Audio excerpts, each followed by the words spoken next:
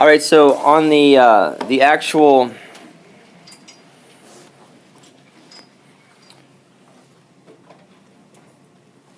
PDF text, it's on page 52. And we see here Jack clamoring among them, saying, "Come on, follow me." So Jack is taking more of a leadership role, and is kind of, you might even say, is leading them to their destruction a little bit, or to destroy more things. So that kind of foreshadows what he's all about. Is making comments like, "Little kids, I bet it's gone tea time." So he's sort of criticizing all this nonsense that these kids are getting involved in, right? Okay, and then you guys. Okay, and then Piggy, obviously, where it says they tumbled way over the scar, and at this point we're moving forward with the new parts of the story. Okay, so were there any questions from last night? Anything that we needed to cover or reread? We good? All right, so go ahead and begin reading for us, please, Maria. Where it says below the other side of the mountaintop, starting from there.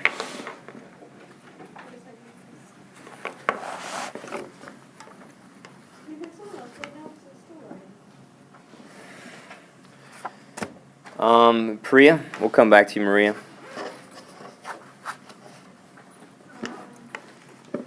Below the other side of the mountaintop was a platform of forest. Once more, Ralph found himself making a cupping gesture. "Down there we could get as much wood as we want." Jack nodded and pulled at his underlip. Starting perhaps 100 feet below them on the steeper side of the mountain, the patch might have been designed expressly for fuel. Trees, forced by the damp heat, found too little soil for full growth, fell early and decayed. Creepers cradled them, and new saplings searched a way up. Jack turned to the choir, who stood ready. Their black caps of maintenance were slid over one ear like barrettes. "We'll build a pile. Come on." They found the likeliest path down and began tugging at the dead wood. And the small boys who had reached the top came sliding too till everyone but Piggy was busy. Most of the wood was bronze, so that when they pulled, it broke into a shower of fragments and wood lice and decay. But some trunks came out in one piece. The twins, Sam and Eric, were first to get a likely log, but they could do nothing till Ralph, Jack, Simon, Roger, and Maurice found room for a handhold. Then they inched the grotesque dead thing up the rock and toppled it over on top. Each party of boys added a quota, less or more, and the pile grew. At the return, Ralph found himself alone on a limb with Jack, and they grinned at each other, sharing this burden. Once more, amid the breeze, the shouting, the slanting sunlight on the high mountain, was shed that glamour, that strange invisible light of friendship, adventure, and content. Almost too heavy, Jack and Jack, for the two of us. All right, so what do we know about Jack and Ralph, at least at this point? What are they doing here? Lisa. They're trying to... Okay, right. So they're cooperating, and they haven't really cooperated a lot before. And, even Jack mentions, not for the two of us. We could do it if we work together, but if it's just one person alone can't do it. So there is this spirit of cooperation. They even say, whoops. That's not what I want to do.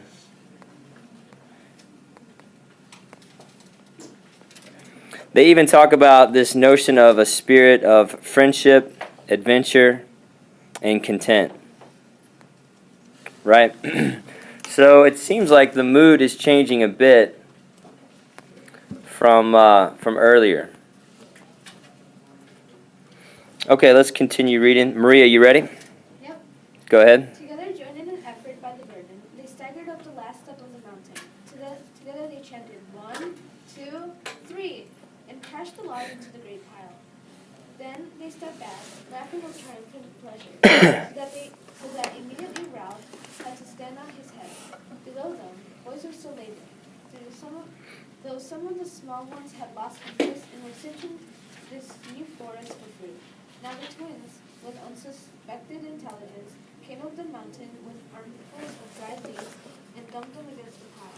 One by one, as the sun's that the pile was complete, the boys stopped going back more and stood. With the pink, shattered top of the mountain around them, breath came evenly by now, and sweat dried. Ralph and Jack looked at each other while society's paused about them. The shameful knowledge made them, and they did not know how to be professional. Ralph spoke first. Will you clear his throat? Yeah. There's a fire. Okay, good. Now the absurd situation is over. Jack blushed too. He began to mutter vaguely. You were interested in glanced at Ralph. He blurted out the last professional commentary. If you were back in the Atlantic, you make a bow and swing the arrows, said Ralph. He rubbed his hands with his knife. A little arrow was moved over the mountain. Baby came with it, in short and shirt. Later, cautiously out of the forest, where the evening sunlight glinted from his glasses. He held the conch under his arm. All right, so in their rush to start a fire, what critical element did they forget? Maria? Yeah, they don't have matches, and they don't really know. They don't seem to have the ability to rub wood together and create a flame that way. So here we have an example of sort of their impetuousness that leads to making decisions that aren't really all that effective. Right? If they had thought through this process beforehand, then they may have done things a little bit differently. But they do come up with a solution. And Nikhil, go ahead and read that for us, please. What happens? How do they figure this problem out? Ralph shouted at him. Ralph shouted, "Hey, you got any matches?" The other boys took up the cry for the mountain. Piggy shook his head and gave up. "Come on, you made a big heap, haven't you?" Jack pointed out his specs. Use them as burning glasses. Piggy was surrounded before he could back away. "Here, let me go." His voice rose to a shriek of terror as Jack snatched the glasses off his face. "Mind out, give him back. I can hardly see. They'll break the conch." Ralph elbowed him to one side and knelt by the pile. "Stand out of light." There was pushing and pulling with surprise. Not Ralph. Jack, right? Jack pointed suddenly, it says. And he's pointing to Piggy. But it is important to note that Piggy was used to create this fire. Had Piggy not been around, then they would really be in tough shape. But Piggy shows his usefulness. But what is Piggy's concern? So they take his spectacles away, and then let's take a look at this this line here at the bottom. Mind out, give them back, I can hardly see. Ralph moved the lenses back and forth, this way and that, till a glossy white image of the declining sun lay on a piece of rotten wood. Almost at once, a thin trickle of smoke rose up and made him cough. Jack knelt to and blew gently, so that the smoke drifted away, thickening, and a tiny flame appeared. The flame, nearly invisible at first in that bright sunlight, enveloped a small twig, grew, was enriched with color, and reached out to a branch which exploded with a sharp crack. The flame flapped higher, and the boys broke into a cheer. "My specs," howled Piggy. "Give me my specs." All right, let's pause there. Okay, so ultimately, who is responsible for getting the boys fired? Yeah. Piggy, and then who comes up with the idea?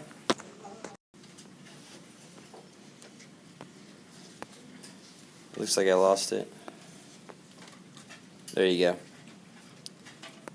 He says, "You'll break the conch." So what is Piggy concerned with? His character is concerned with what? What is the conch symbolic of, folks? Order, society, civilization. How many of you have ever seen or held a conch? If you drop a conch on the ground, what's it going to do? It's going to break because it's pretty fragile, right? What does that say about society? Society itself is fragile as well. Remember the purge, right? So if we lose the rules, or if we have no authority figures, then sometimes people go crazy and do things they shouldn't do. But who is concerned with protecting the conch and symbolically protecting society? Piggy is. So this is insight into his character, and Golding is having him be very protective of the conch because this is their connection to the greater society, the greater civilization. All right, go ahead and pick up where Nikhil left off, please. Srini. It is. Ralph stayed away from the pile and put the glasses into Piggy's groping hands. His voice subsided to a mutter. Just blurs, that's all. Hardly see my hand. The boys were dancing. The pile was so rotten, and now so tinder dry, that whole limbs yielded passionately to the yellow flames that poured upwards and shook a great beard of flame 20 feet in the air. 4 yards around the fire, the heat was like a blow, and the breeze was a river of sparks. Trunks crumbled to white dust. Rolf shouted, "More wood! All of you get more wood!" All right, so the scene here, consider this image where the boys are dancing. What do we associate with these boys who are half naked dancing around fires? Meredith? Like a Native American tribe. Yeah, I mean, we think typically of some sort of primitive culture where they're a bit wild, maybe savage, almost tribal, or are tribal, rather. And so here's some of the comments. You get this idea of primitive worship, of paganism even. So they are moving away. It shows, I don't know, a devolution, if you will, from society based on some of the behavior that they're engaging in at this point. Does that make sense? So this, you could say this is the character of the boys that are doing these sorts of things. All right. Okay, let's move on. Go ahead and start reading, please, Sonia. Yeah. Life became a race with the fire, and the boys scattered through the upper forest. To keep the clean flag of flame flying in the mountain was the rooted end, and no one looked further. Even the smallest boys, unless fruit claimed them, brought little pieces of wood and threw them in.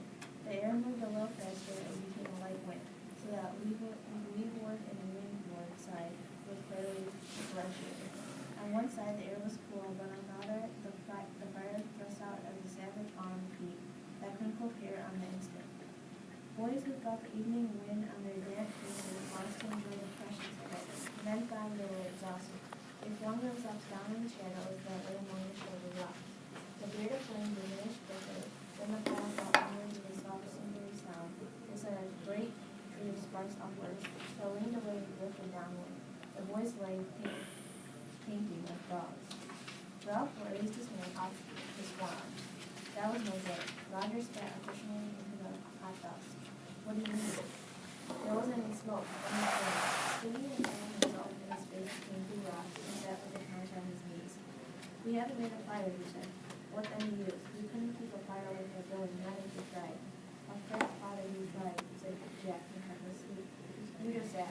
All right, let's pause there. So Ralph realizes that what they did, was no good. Yeah. So they realize that if the point of the fire is to create smoke so a ship can see, they didn't think through their plan enough, and so their effort was wasted. Also, we notice again Piggy with the conch on his knees. So Piggy is sort of this guardian or this protector of the conch. Go ahead and pick up where Sonia left off, please, Laura. We used to suspect, said Simon, smearing a black cheek with his forearm. He helped that way. I got the conch, said Piggy indignantly. You let me speak. The conch doesn't count on top of the mountain, said Jack, so you shut up. I got the conch in my hand. Put on green branches, said Maurice. That's the best way to make smoke. I got the conch. Jack turned fiercely. You shut up. Piggy wilted. Ralph took the conch from him and looked round the circle of boys. We've got to have special people for looking after the fire. Any day there may be a ship out there. He waved his arm at the taut wire of the horizon. And if we have a signal going, they'll come and take us off. And another thing, we ought to have more rules. Where the conch is, that's a meeting. The same up here as down there. They assented. Piggy opened his mouth to speak, caught Jack's eye, and shuddered again. Jack held out his hands for the conch and stood up, holding the delicate thing carefully in his sooty hand. All right, let's pause there. Okay, so what appeal is Piggy making on a regular basis here? Tara? That they kind of make order for this. Well, what? Them to live, I guess. Right, I agree, but what specific phrase is he saying over and over again? That he has the conch.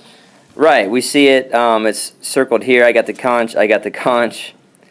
I got the conch. He keeps saying this over and over again. Do a think, pair, share. How much influence does the conch have over the boys at this stage? When Piggy's holding it as opposed to when Ralph is holding it. Discuss.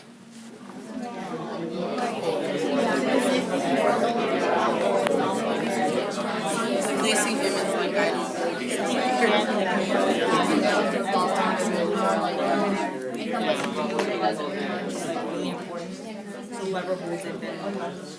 All right, what do you notice? Sonu? When Piggy's holding the conch, it doesn't affect the boys in any way. They don't respect him or let him speak. It doesn't mean anything. Okay, I agree, yep. But when Ralph's holding it, it shows authority to them. Okay. They listen to it. Right, so they're more respecting the person, maybe a little bit more than they are this idea of society. So, which is problematic because they should respect the fact that there should be order in society in the first place. They should respect the principles, but they're not. They're just respecting the individuals, at least in this scene here. Okay, what do we notice about Jack? And have you guys ever been in a situation like this? So Jack qualifies the rule about the conch. What does Jack say? You can't talk here. Why? Anyone? We're up here. Because the conch doesn't count on the mountain. Have you guys ever played a game with someone and you set out the rules and then all of a sudden they start making these exceptions to the rules? Has this ever happened to you? Right? I'm thinking hide and go seek when you're running around and this is the safe spot, but then all of a sudden when you're about ready to catch your friend, the exact place where they're standing also suddenly happens to be a safe spot. So this is not really a fair way to operate, but this is what Jack's doing. So do you think he's making up the rules, or do you think he's breaking the rules, or is he doing both here? Maybe both, but it is for his advantage, right? And then Jack reaches out for the conch, doesn't he? And let's take a look at the imagery that Golding is putting together here when Jack takes the conch. So it says that Jack held out his hands for the conch and stood holding the delicate thing carefully in his sooty hands. What is soot? It's not exactly dirt. It's dirty, but it's not dirt usually. Usually it's like the ash, the char from things that are burning because they've been in the fire, right? So he's got this black soot on his hands, and he's touching the delicate conch now. So what is the symbolism that's going on here? What is Golding trying to say could happen here? Amon? Like when Jack touches it, then he ruins society because he's holding it with dirty hands and he makes it dirty. Yeah, when you think of soot, you have this association of things that are black or something that's unclean or sin, and he's holding the delicate, creamy shell in his sooty hands. So you imagine that some of this soot is coming off on the shell and contaminating it. So when Jack is in control, it's not too much of a stretch to say that things are contaminated. Things go downhill quickly. Brian? What's with the thing coming up? I'm recording this. Oh. You're being recorded. Your voices are being recorded. Hello there, future Mr. Wayland. Okay, well, let's not get too carried away here. Thanks. All right. Anything else you guys notice? Oh, by the way, Ralph comes to the rescue, doesn't he? And he says that we ought to have more rules. Where the conch is, that's the meeting, and it's the same up here as it is down there. So Ralph sort of restores order. It's a little bit of character development there. What about this bit about the English being the best at everything? We're not savages. We're English. Right, Sonu? Not Are the English the best at everything, Sonu? Not everything. Not everything. It's a bit of an exaggeration, huh? They're not good. But most things, perhaps. I'm not the best at being the worst. They're not the best at being the worst. Well, who is the best at being the worst? I don't know. I'm asking the question. I believe You seem to know. Or do you? Saving is a fair something. Oh, boy. Here we go. All right. But yeah, so anyway, Ralph restores order. And it is a little ironic because Jack, already they're starting to act a bit savage. A bit like they don't have rules and that sort of thing, right? So this is already happening. Okay. Let's move on to the next. Pick up where we left off if you would please. Amon. You turn to Ralph. So we've got to do the right things. He turned to Ralph. Go ahead. You turn to Ralph. Ralph, I'll split up the fire. My hunters that is into groups and will be responsible for keeping the fire going. This generosity brought a spatter of applause from the boys, so that Jack grinned at them, then waved the conch for silence. We'll let the fire burn out now. Who would see smoke at nighttime anyway? And we can start the fire again whenever we like. Also, simply keep the fire going this way, and trouble's the next. The assembly assented gravely, and we'll be responsible for keeping a lookout too. If we see a ship out there, they follow the direction of his bony arm with their eyes. We'll put green branches on. Then there will be smoke. Then there will be more smoke. They gazed intently at the dense blue of the horizon, as if a little silhouette might appear there at any moment. Okay, so what is Jack doing here? What sort of characteristics would he be displaying? Sammy? Well, I think he's kind of like manipulating them, like, because he's doing something nice, and then everyone's going to be like, oh, you're so great and everything, and then you're going to start listening to him, and then he's going to start doing bad stuff. So you're a little bit skeptical. This is not just because of goodwill, but he's trying to manipulate and get into people's good graces, all right? We do see that he's taking charge, though. He is showing some sort of leadership. Now, it could be, as Sammy said, for evil purposes, but for whatever reason, he volunteers his hunters to be part of the rescue committee. Right, so they're in charge of keeping the fire going, keeping the smoke going, keeping a lookout going, and that's a pretty significant responsibility when you're trying to get off the desert island.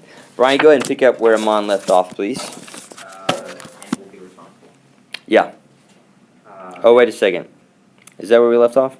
Oh no. The sun in the west. Yeah. The sun in the west was a drop of burning gold that slid nearer and nearer the still of the world. All at once they were aware of the evening as the end of light and morning. Roger struck the conch and looked round at them gloomily. I've been watching the sea. There hasn't been the trace of a ship. Perhaps we'll never be rescued. A murmur rose and slipped away. Ralph put back the conch. I said before we'll be rescued sometime. We've just got to wait. Daring, indignant, Peggy took the conch. That's what I said. I said about our meetings and things, and then you said, shut up. His voice lifted into a whine of virtuous recrimination. They stirred and began to shout him down. You said you wanted a small fire, and you beamed and built a pile like a hayrick. If I said anything, cried Piggy with bitter realism, you say shut up, but if Jack or Maurice or Simon...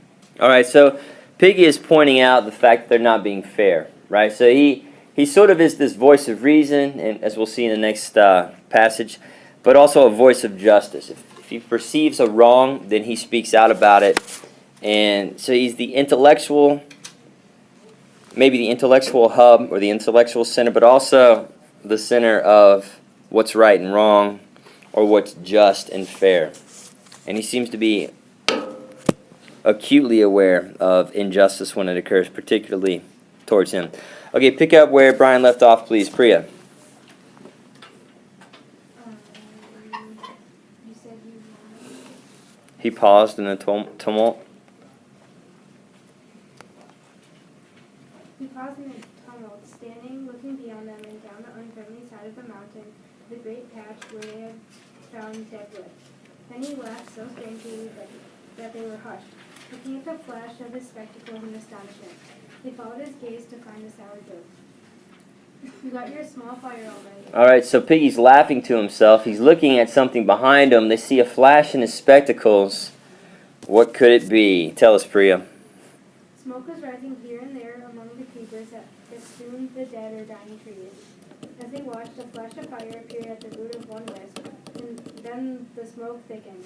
Small flames stirred at the trunk of a tree and crawled away through leaves and brushwood, dividing and increasing. One patch touched a tree trunk and scrambled up like a bright squirrel. The smoke increased, sifted, and rolled outwards. The squirrel leapt on the wings of the wind and clung to another standing tree, eating downward. Beneath the dark canopy of leaves and smoke. Diction, what is that? Like, right under drum roll. Tense mode. Right. Okay, so what sort of words are being used to create this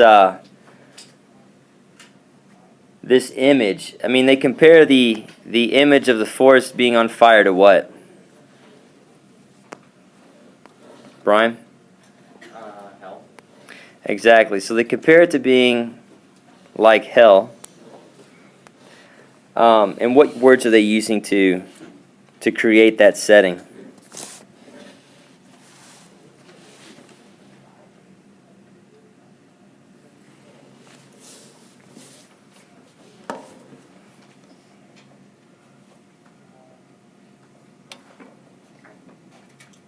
Fire.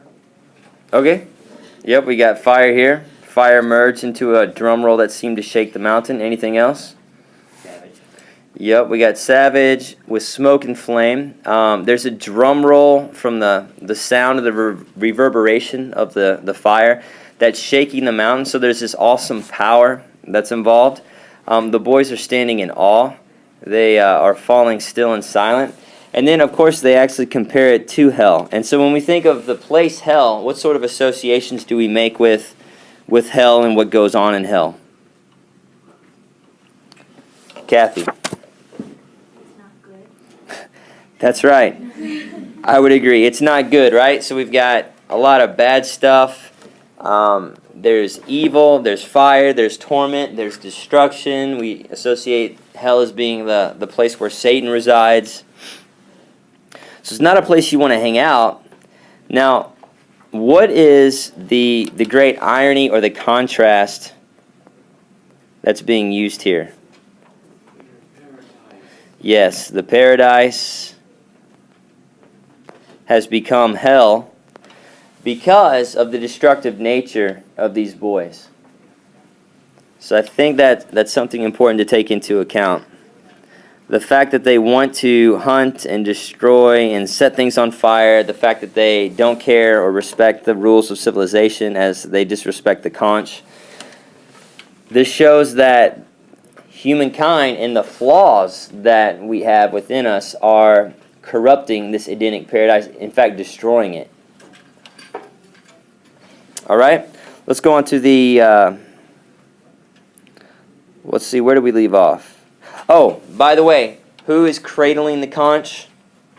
Piggy is. So again, you get this idea of he's cradling the conch like he's protecting a baby, right? And again, it goes back to this idea of society being very fragile, and Piggy is the only one at this point who seems to care about society, right? Okay, so continue reading, please. Drew? Where are we again? You see the screen at the top? You can just start reading there. There ain't nothing we can do. We got to be more careful. I'm scared. Jack tried to get his eyes away from the fire. You're always scared. Yeah, fatty. I got the conch, said Piggy bleakly. He turned to Ralph. I got the conch. Ain't I, Ralph? All right, so yeah, you can see again Piggy appealing to the authority of the conch, and now he's appealing to Ralph. And he says again, unwillingly Ralph turned away from the splendid, awful sight. What's that? The conch. I got the right to speak. The twins giggled together. We wanted smoke. Now look. A pall stretched for miles away from the island. All the boys except Piggy started to giggle. Presently, they were shrieking with laughter. Piggy lost his temper. And again, he says, I got the conch. So now Piggy's going to let him have it, right? He's giving them what for. Go ahead and pick up where I left off, please. Ellie?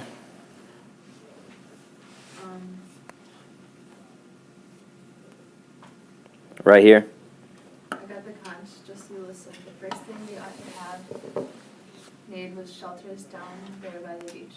It wasn't half cold down there in the night, but the first time Ralph says fire, he goes howling and screaming up here, up this here mountain, by the pack of kids. By now they were listening to a new tirade. How can you expect to be rescued if you don't put your own things first and act properly? All right, so what is Piggy, really? When you think of Piggy, if Piggy were a voice, he would be the voice of what? Exactly. He's the voice of reason. He's trying to get them to think. He's trying to get them to assess their situation, which is part of his intellectual character, right? He has a clearer view of what needs to be done and how it should be done. Go ahead and continue reading, Ellie. He took off his glasses and made it as if to put down the conch. Set in motion towards it, a of most of the older boys changed his mind. He took the shell under his arm and crouched back on a rock. Then when you get here, you build a bonfire that isn't no use. Now you've been set the whole island on fire. Won't we look funny if the whole island burns up? Cooked food, that's what we'll have to eat, and roast pork. There's nothing to laugh at. You said Ralph was chief and you don't give him time to think. Then when he says something, you brush off. Like, pause for breath and the fire drops. All right. What's the matter? Sorry, Akash keeps sending me messages. Akash, stop it. I don't care. Stop. All right, Akash, why don't you go ahead and pick up where we left off, please? Alright. How could I, cried Piggy indignantly all by myself. I waited for 2 minutes. Then they fell in the sea. They went into the forest. They just Wait a second, Akash. Yeah, I think you're a little bit, you jumped ahead a bit.